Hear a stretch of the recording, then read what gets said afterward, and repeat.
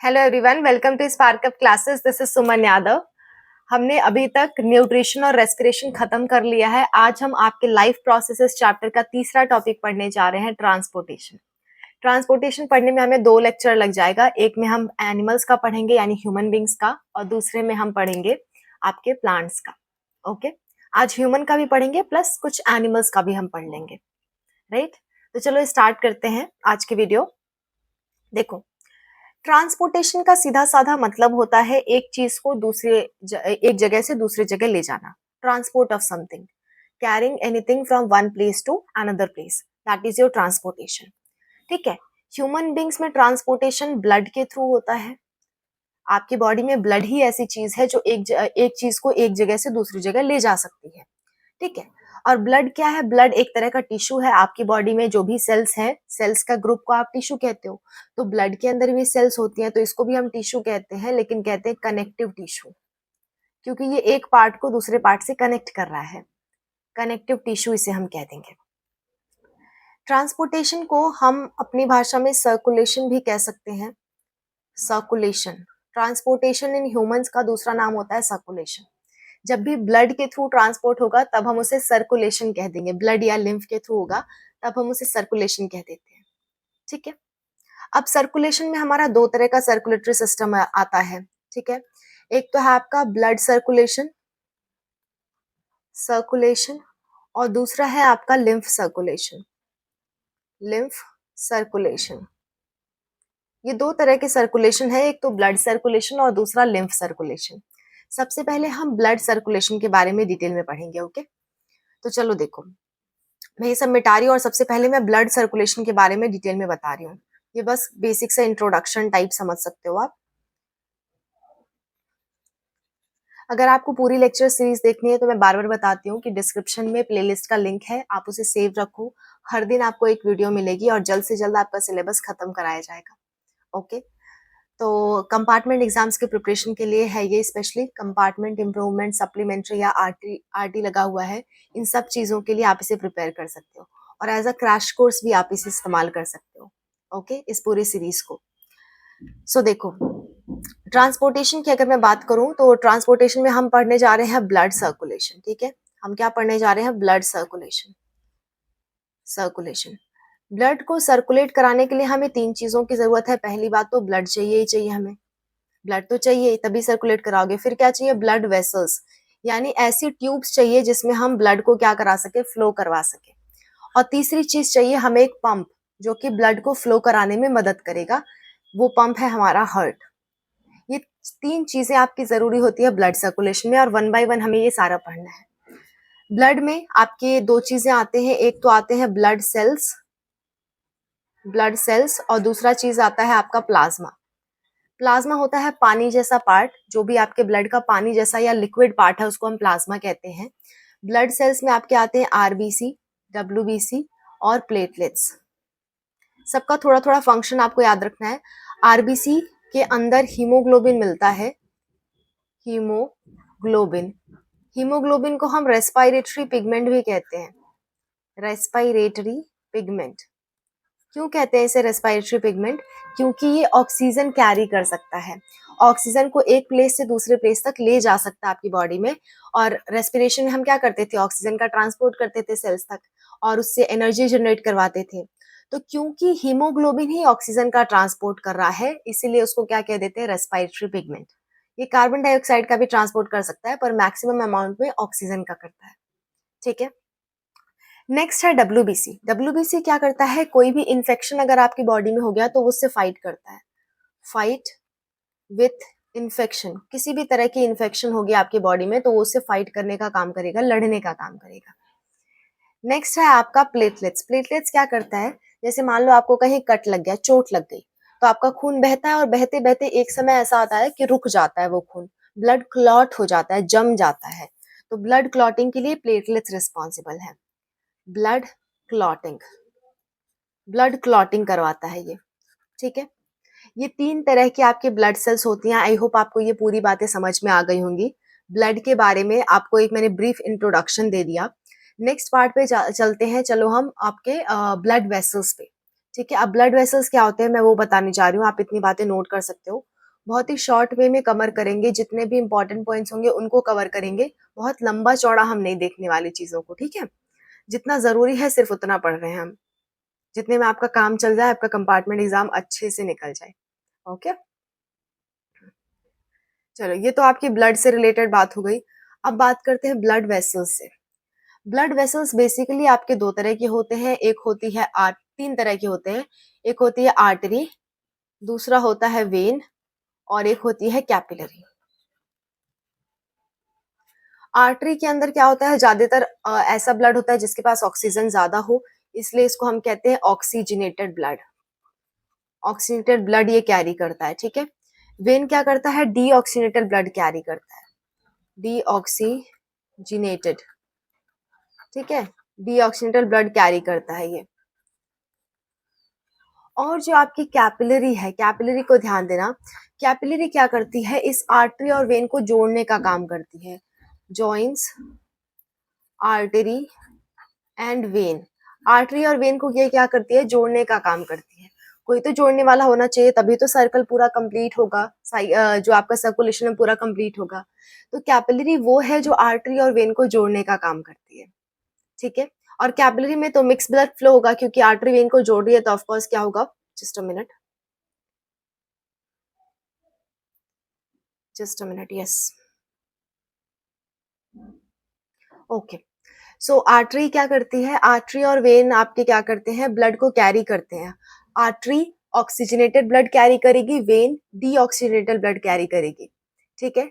और आपका जो कैपिलरी है वो इन दोनों को जोड़ने का काम करता है, दैट्स इट। इतना आपको याद रखना है ब्लड वेसल्स के बारे में। नेक्स्ट मूव ऑन करते हैं हम हार्ट पे। हार्ट को थोड़ा हमें डिटेल में पढ़ना पड़ेगा, इसलिए मैं बड़ी सी हेडिंग डालने जा रही हूँ, हार्ट। ओके, हार्ट को मैं बना के विथ स्ट्रक्चर बताऊंगी, और आपको भी एग्जाम में बना के आना है। ओके, मैं सिंपल डायग्राम बनाऊंगी ताकि आप एग्जाम में भी एज इट इज बना सको। ओके, चलो देखते हैं। ऐसे करके आपको कुछ स्ट्रक्चर बनाना है, इस तरह से, ठीक है। ये आपका क्या है, हार्ट है। मैम ये कैसा हार्ट है, बताती हूँ। इसमें 4 चैम्बर होंगे, 2 चैम्बर यहाँ हो गए, 2 चैम्बर यहाँ हो गए, टोटल 4 चैम्बर। आपको ये वाला थोड़ा सा बड़ा बनाना है, जस्ट अ मिनट। आपको लेफ्ट साइड वाला थोड़ा बड़ा बनाना है। ये है आपका राइट एट्रियम, ये है आपका लेफ्ट एट्रियम, ये है आपका लेफ्ट एट्रियम, ये है राइट वेंट्रिकल, और ये है आपका लेफ्ट वेंट्रिकल, ठीक है। ब्लड क्या होता है, ब्लड आपके राइट एट्रियम में आता है, पूरे बॉडी पार्ट से ब्लड कहाँ आएगा, राइट एट्रियम में आएगा, ठीक है। इसको हम कहते हैं वेना केवा। इन दोनों को हम क्या कहते हैं, वेना केवा। वेना केवा मतलब कुछ नहीं है, वेन सी है। जब कोई मोटी सी वेन हो तो उसको हम वेना केवा कह देते हैं, ठीक है। ये भी क्या है, आपका वेना केवा है। तो ऊपर वाला vena cava upper body part से क्या ला रहा है, हार्ट तक ब्लड ला रहा है, और नीचे वाला नीचे के बॉडी पार्ट से हार्ट तक ब्लड ला रहा है, ठीक है। ब्लड इसमें आने के बाद अभी ये क्या है, डीऑक्सीजनेटेड ब्लड है, यानी कि इसके अंदर ऑक्सीजन की कमी है। ओके, हमें क्या करना है, ऑक्सीजनेटेड ब्लड चाहिए। तो राइट एट्रियम में आने के बाद उसे कहाँ भेज देते हैं, राइट वेंट्रिकल में भेज देते हैं। अभी तक क्या है, ये डीऑक्सीजनेटेड है, डीऑक्सीजनेटेड है, ठीक है। राइट वेंट्रिकल से एक आपकी ट्यूब जैसी स्ट्रक्चर निकलती है, और ये कहाँ जाती है, लंग्स के पास जाती है।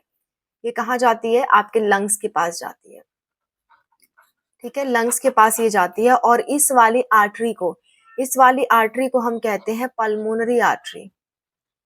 पल्मोनरी आर्टरी, ये एक लौती ऐसी आर्टरी है जो आपके डीऑक्सीजनेटेड ब्लड ले जा रही है। अदरवाइज सारे आर्टरी आपको ऐसे मिलेंगे जो आपके ऑक्सीजनेटेड ब्लड को लेके आए, ठीक है।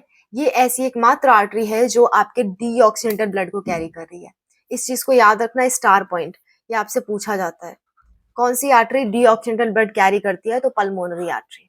ओके, यहाँ से ब्लड क्या हो जाएगा, यहाँ से ब्लड प्यूरिफाई होगा और कहाँ वापस आएगा, लेफ्ट एट्रियम के पास। लेफ्ट एट्रियम में कौन सा ब्लड आ गया, ऑक्सीजनेटेड ब्लड, ऑक्सीजनेटेड, ठीक है। ऑक्सीजनेटेड ब्लड कहाँ आ गया, लेफ्ट एट्रियम में। लेफ्ट एट्रियम से जाएगा वो लेफ्ट वेंट्रिकल में, और लेफ्ट वेंट्रिकल में जब भर जाएगा तो फिर वहां से जाएगा कंप्लीट बॉडी पार्ट्स में। कहाँ जाएगा, बॉडी पार्ट्स में जाएगा। और ये ब्लड कौन ले जाएगा? आपके अयोटा ले जाएगा। बड़ी बड़ी आर्टरीज जो होती है ना, उसको हम अयोटा कह देते हैं। सिंपल सी बात है। जो आर्टरी मोटी मोटी बड़ी बड़ी हो उनको अयोटा कह देते हैं। जो वेन्स आपकी मोटी मोटी बड़ी बड़ी हो उन्हें वेना केवा कह देते हैं। ठीक है। एक बात यहाँ ध्यान से सुनो, ये जो वेन, ये जो ले आ रही है ब्लड को लंग से, इसे हम कहते हैं पल्मोनरी वेन। Pulmonary vein. और ये एक मात्र ऐसी वेन है जो आपके ऑक्सीजनेटेड ब्लड को कैरी कर रही है। यहाँ पे थोड़ा सा एक्सेप्शन है पल्मोनरी आर्टरी और पल्मोनरी वेन में। ठीक है। अब मैम कहोगे पहले वाले का नाम वेन रख देते, दूसरे वाले का आर्टरी रख देते, उल्टा क्यों रखा? सुनो, जब भी कोई वेसल ब्लड को हार्ट से दूर ले जाए तो उसे आर्टरी ही कहते हैं।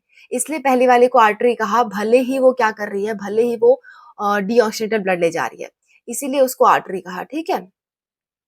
ओके, आगे बढ़ते हैं। अब देखो, ये जब बॉडी पार्ट्स तक आया तो बॉडी पार्ट से फिर वापस भी जाएगा। बॉडी पार्ट से वापस भी ब्लड कहाँ जाएगा? वापस से हार्ट में जाएगा। ऐसा कुछ आपका सर्कुलेशन होता है।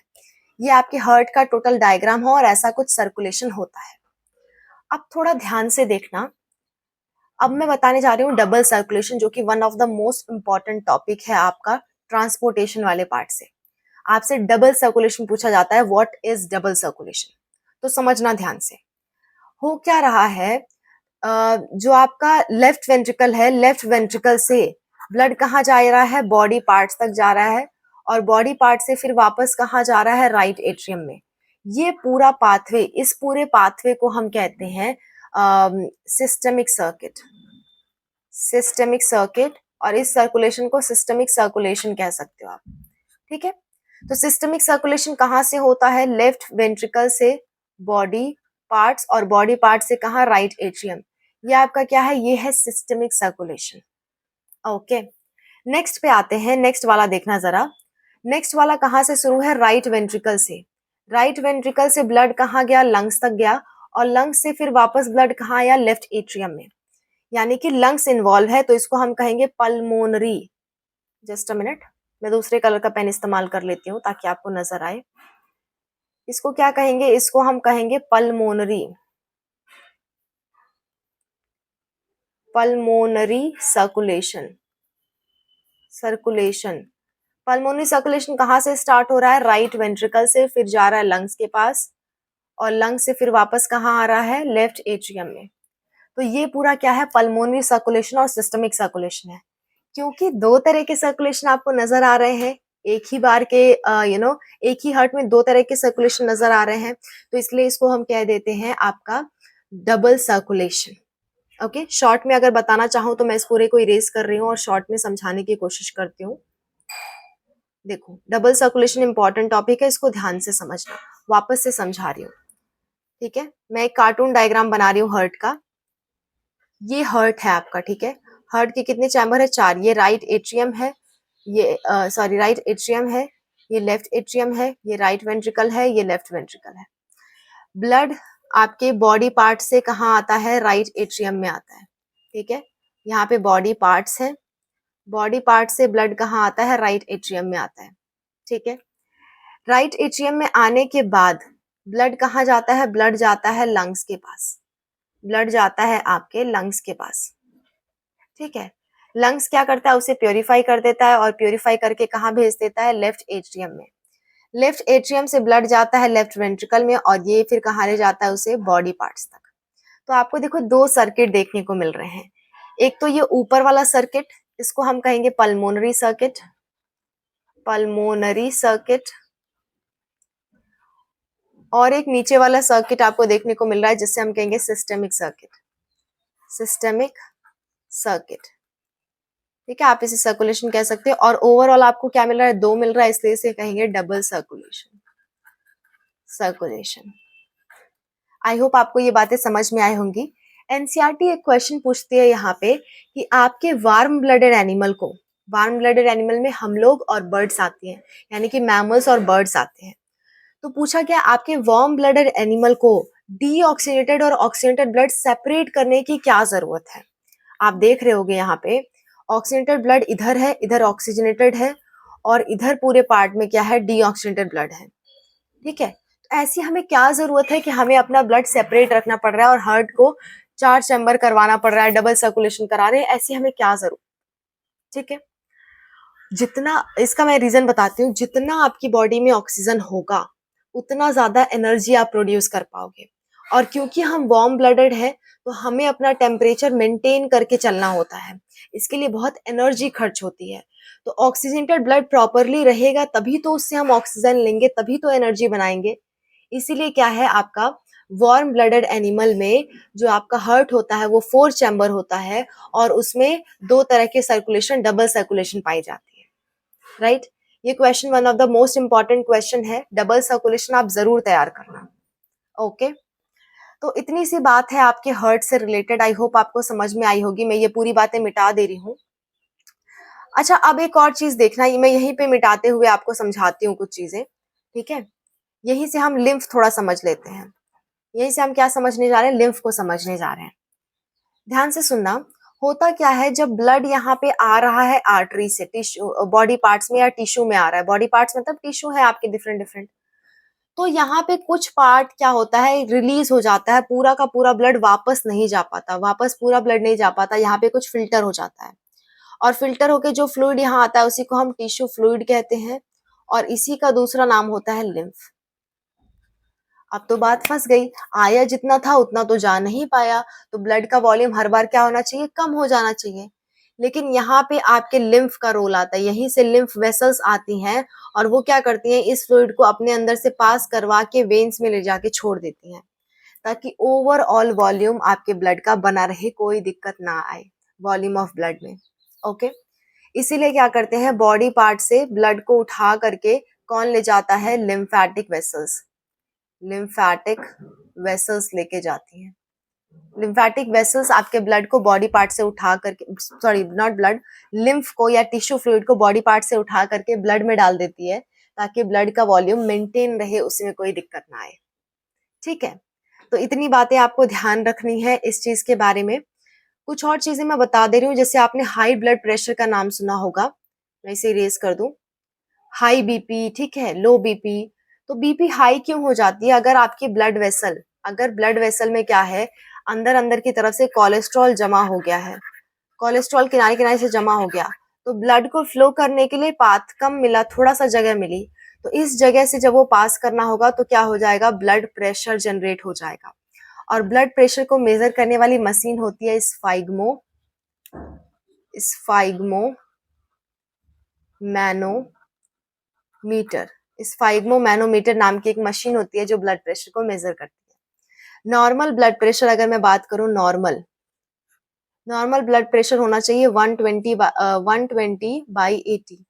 मतलब जब हार्ट कॉन्ट्रैक्ट करे तो उसे कहते हैं सिस्टोलिक प्रेशर। जब हार्ट कॉन्ट्रैक्ट करता है तो सारा का सारा ब्लड कहाँ जाता है, आपकी वेसल्स में, और इस प्रेशर को हम सिस्टोलिक प्रेशर कहते हैं। जब हार्ट रिलैक्स करता है तो सारा का सारा ब्लड हार्ट के अंदर, बहुत सारा ब्लड हार्ट के अंदर रहता है, तो इस कंडीशन में हम इसे कहते हैं डायस्टोलिक प्रेशर। ओके, सो ये दो प्रेशर होते हैं आपके। 120/80 नॉर्मल होता है, अगर इससे कम हुआ तो लो बीपी हो जाएगा, अगर इससे ज्यादा हुआ तो हाई बीपी कहलाएगा वो। ठीक है, इतनी सी बातें हैं आपकी सर्कुलेशन में, ह्यूमन के सर्कुलेशन में। नेक्स्ट हम बात कर लेते हैं आपके कुछ फिशेस के सर्कुलेशन के बारे में। देखना जरा, मैं इसे इरेज कर देती हूँ।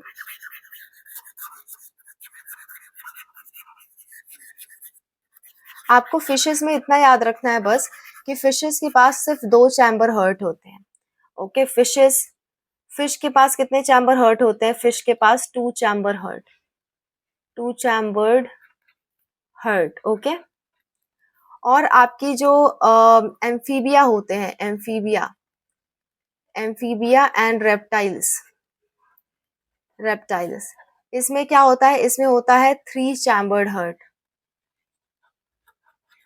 3 चैम्बर्ड हर्ट।